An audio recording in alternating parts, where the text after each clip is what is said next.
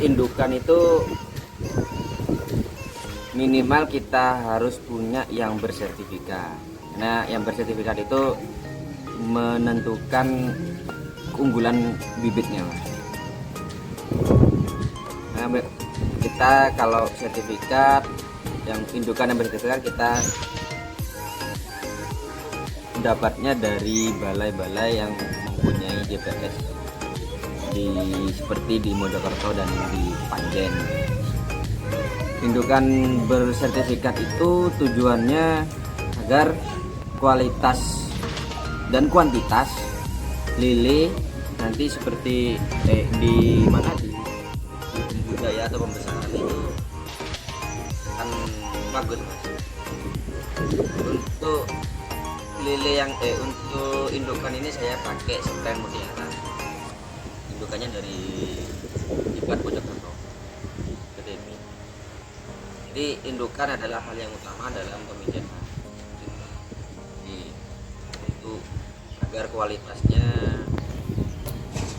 kualitas bibit sampai ke tangan petani itu terjamin. Setelah itu jelas adalah pola makan induknya, pola makan dari kebutuhan gizinya harus tercukupi.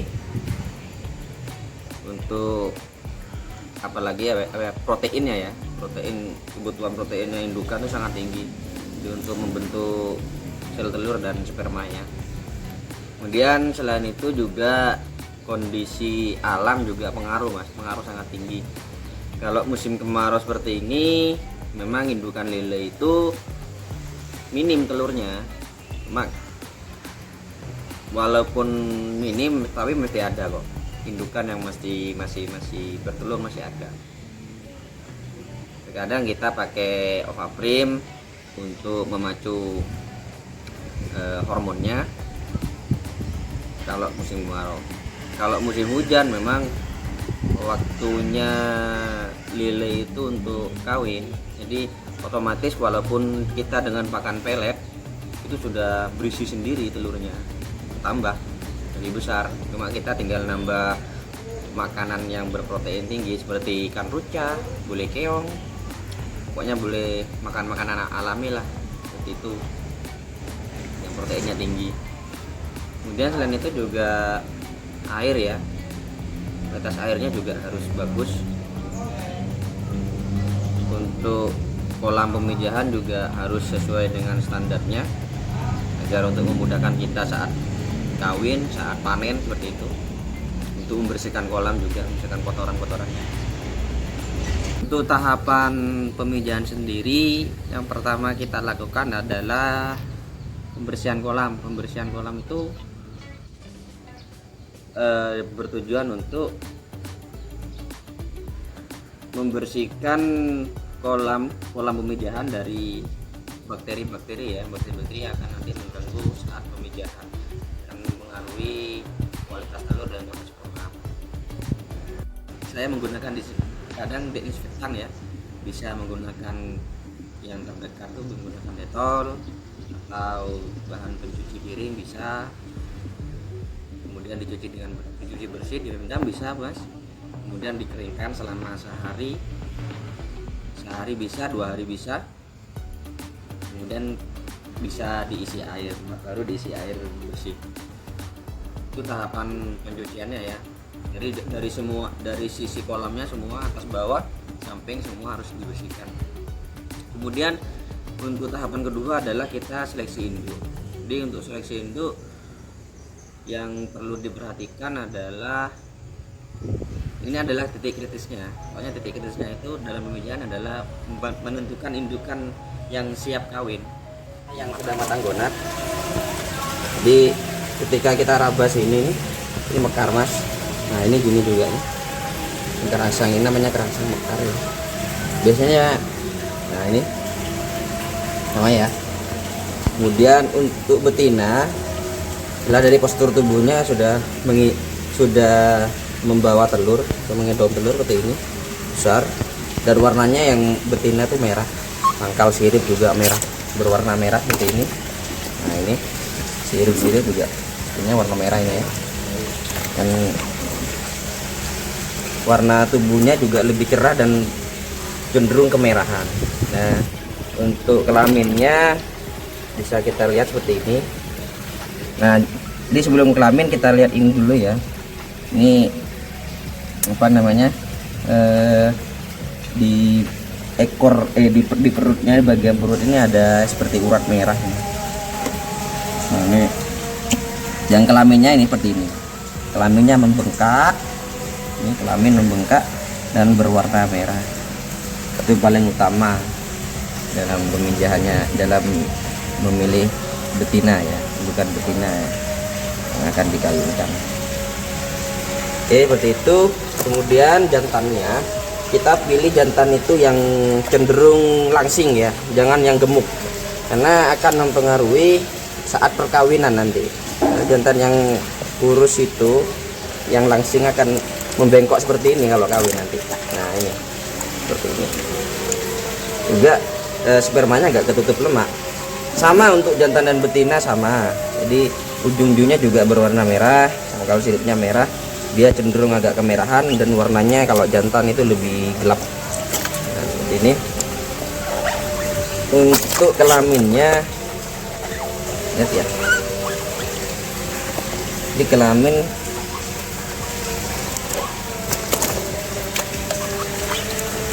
nah, ini kelamin jantan. Jadi dia panjang, memanjang dan sampai tembus ke sini ya, pangkal sirip ini. Dan ujungnya berwarna merah. Jadi ini kelihatan sudah ujungnya berwarna merah ya. Ini ujungnya berwarna merah. Nah, itu ya, berwarna merah. Yang kalau dipegang gini dia tidak loyo, akan seperti ada perlawanan. Spermanya dari sana. Iya, nah sperma. Jadi kalau sudah dipegang seperti ini, keluar cairan, ya akan keluar cairan bening, itu sudah menandakan sudah siap. Ya, sudah. Umur berapa ini, Pak? Ini sudah 2 tahun ya. Sampai 2 tahun. Rata-rata umur 2 tahun harus tuh. Iya. Dan sebenarnya kalau untuk pemijahan lele indukan awal yang bisa kawin itu berat 800 sampai 1 kilogram itu sudah bisa kawin. Itu minimal 1 tahun. Kalau lele 1 tahun.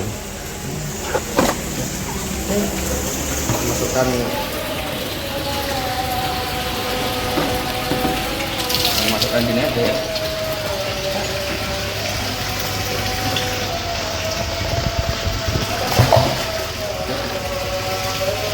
Nah, untuk perkawinannya nanti malam dia biasanya menjelang subuh. Ini sekarang masih masa perkenalan dulu. Nanti kalau sudah menjelang subuh jam 1, jam 2 itu sudah mulai kawin ya. Jam malam-malam itu sudah mulai kejar-kejaran. Sehari ya? Sehari. Besok pagi kita angkat indukannya. Jantan yang sudah matang gonat itu kelihatan dari postur tubuh Mas ya. Postur tubuh pertama dia memanjang, kurus ya, langsing lah, bukan kurus, langsing. Kemudian sirip-siripnya juga berwarna merah, badannya juga cerah ya, cerah hitam itu. Kalau kita lihat di bagian perutnya juga ada warna kemerahan seperti urat-urat itu. Dan yang paling penting dalam indukan jantan itu kelaminnya. Di kelamin itu sudah memanjang sampai ke pangkal sirip yang belakang itu, dan runcing dan di ujungnya itu ada titik merah. Itu yang juga yang harus kita perhatikan. Terus di sirip punggung itu kalau kita sentuh dengan tangan itu akan akan ke atas dia, seperti itu. Kalau untuk indukan betina sama, cuma indukan betina kan perutnya besar, lebih besar, jadi kelihatan sudah besar dan berwarna cerah kemerahan ya. Sama siripnya juga berwarna merah dengan jantan sama. Kalau dibalik kita akan melihat perutnya itu ada sisi merahnya, urat-uratnya itu, dan kelaminnya juga membengkak dan merah. Kalau bengkak tapi tidak merah itu belum siap, jadi ada telur yang belum matang. Tapi sebaliknya kalau bengkak bengkak, tidak bengkak tapi merah ya juga sama, akan apa ya, telurnya ketika dibuai juga tidak akan banyak yang netas seperti itu. Oke, sudah pemijaan seleksi induk. Tahapan selanjutnya kita masuk ke persiapan kolamnya, kolam pemijahan. Pertama yang kita siapkan itu adalah kakabannya dulu. Kakaban itu sebaiknya dijemur dulu mas, dicuci pakai disinfektan, kemudian dijemur selama 1 hari dijemur, itu untuk meningkatkan aromanya juga dan untuk membunuh kotoran bakteri. Setelah itu kita masukkan sambil mengisi air baru. Jadi air yang dipakai adalah air baru, bukan air yang sudah diendapkan, karena fungsinya air baru itu untuk merangsang indukan kawin, dan air bersih ya, air yang langsung dari sumber. Dan ketika itu sudah disiapkan, sudah persiapan kolamnya sudah kita tata di dasar sebisa mungkin menutupi permukaan dasarnya, agar nanti ketika memindah kakaban itu telurnya banyak yang lengket ke kakabannya seperti itu. Tahapan berikutnya adalah mengawinkan. Jadi mengawinkan ya tinggal dimasukkan aja mas, gampang. Indukannya sebelumnya kalau saya menggunakan disinfektan dulu ya, biar di mulutnya atau di insangnya juga di kulit-kulitnya itu bakterinya juga habis, sudah bersih, diminimalisir lah kotoran-kotorannya itu. Kemudian baru kita masukkan ke kolam pemijahan. Di kolam pemijahan kita masukkan nanti jam dini hari ya, antara jam 1 sampai jam 5 itu sudah mulai kawin dia mas, sudah kejar-kejaran, sudah kawin. Baru besoknya sudah kita angkat, sekitar jam 7 lah kita angkat nanti. Baru indukannya kita angkat, kita karantina dulu agar tidak stres. Biasanya dalam kawin itu indukan itu luka, nah, kita kasih obat dulu, kita karantina selama 1 minggu, baru kita masukkan lagi ke kolam pemeliharaan.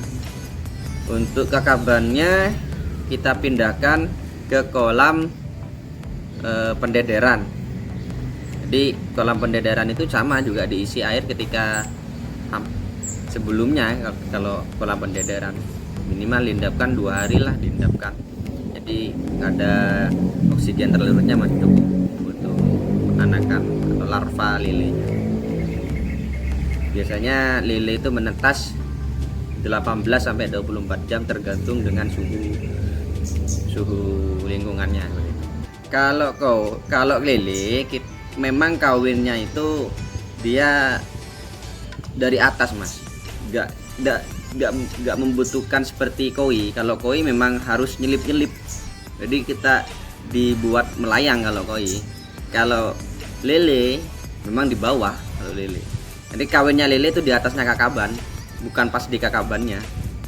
Kalau koi memang kawinnya itu dia nyelip di mana di mana ya namanya, di kakabannya. Karena koi itu bersisik, jadi dia butuh untuk gesek-gesek itu. Kalau lele kan dia tidak bersisik, kalau gesek-gesek malah luka dia lele. Oh itu biasanya yang betina biasanya mas akan memakan telurnya lagi, karena betina kan butuh energinya banyak itu, telurnya akan dimakan lagi. Kalau lele kan satu kali dia kan makannya bukan lahap, jadi disedot, jadi telur itu bisa disedot, bisa habis kalau telat seperti itu. Jadi kalau sudah lele itu misah antara jantan dan betina, sudah misah, itu angkat aja, itu sudah berarti sudah selesai perkawinannya seperti itu.